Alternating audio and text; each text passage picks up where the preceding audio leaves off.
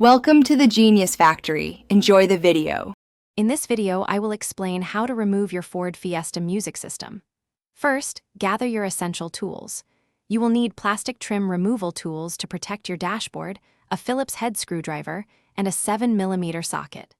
Before starting, always disconnect the negative terminal of your car's battery to prevent electrical issues. Working in a well-lit environment will help you clearly see all the clips and screws.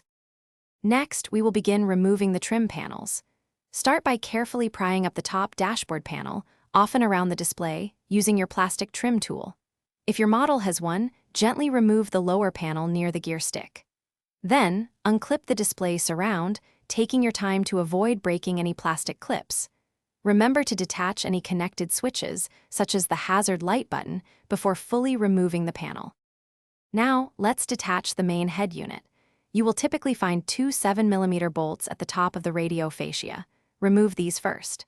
Depending on your Fiesta model, there might also be T20 or T25 Torx screws holding the unit in place. Once all fasteners are removed, gently pull the entire music system forward from its housing. Always check for any additional hidden clips or screws that might still be securing it. Finally, it's time to disconnect the wiring.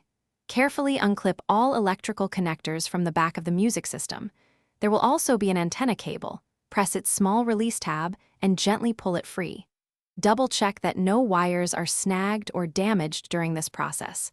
Once everything is disconnected, you can fully remove the unit. Store your old music system and all screws safely in case you need them later. Thanks for watching. If you found this helpful, don't forget to like and subscribe.